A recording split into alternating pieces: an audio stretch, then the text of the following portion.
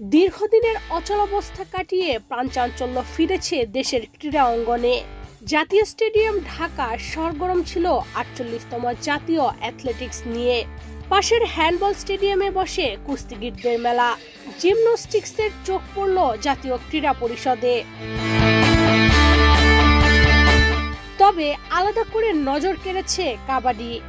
নিজেদের স্টেডিয়াম ব্যস্ত থাকায় স্টেডিয়াম কমপ্লেক্সের পল্টন ময়দানকে মাঠ বানিয়ে ফেলে তারা। আলো ঝলমলে ছিল যুব কাবাডি প্রতিযোগিতা ঘিরে। নারী ও পুরুষ বিভাগে ১৬ করে ৩২টি দল নিয়ে হয় কাবাডির এ প্রতিযোগিতা। এখান থেকে পাওয়া প্রতিভাবান খেলোয়াড় থেকে তৈরি হবে ভবিষ্যতের তারকা। প্রথম যে টুর্নামেন্ট আমরা করেছিলাম বিজয় দিবস, সেটা ছিল আমাদের বয়সের, যেটা হচ্ছে ন্যাশনাল টিম। ওখান থেকে বাছাই করে আমরা ২৭টা ছেলে ২৭টা মেয়ে, ওখান থেকে ন্যাশনাল ক্যাম্প চলছে।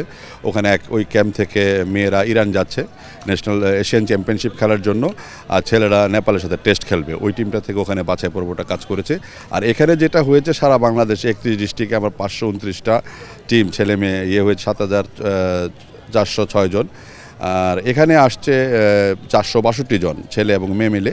ওখান থেকে আমরা বাছাই করছি, ৫০ জন ছেলে করব, ৫০ জন মেয়ে করব। ওখান থেকে আমরা নেক্সট যুব গেমসের যে আমাদের ইয়থ গেমস যেটা আছেন, এটা থেকে আমরা এখান থেকে বাছাই করে টিমটা বাহরাইন পাঠাবো। শুধু খেলোয়াড় নয়, বিশ্বমানের কোচ এবং রেফারি তৈরির কথাও জানান কাবাডি ফেডারেশনের সাধারণ সম্পাদক। আমাদের তো ইতিমধ্যে আমরা অ্যানাউন্স করেছি যে আমাদের কোচেস রেফারিংস ট্রেনিং এই রোজার মাসে হবে।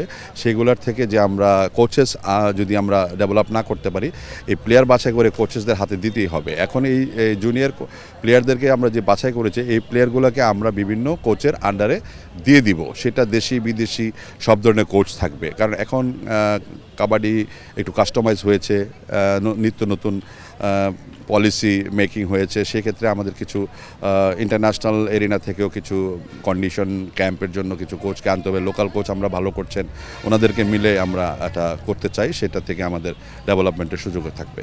আন্তর্জাতিক কাবাডিতে দীর্ঘদিন ধরে সাফল্য পাচ্ছে না বাংলাদেশ। সঠিক পরিকল্পনা গ্রহণ করায় এবার সেই খরা মিটবে বলে আশা কাবাডি ফেডারেশনের।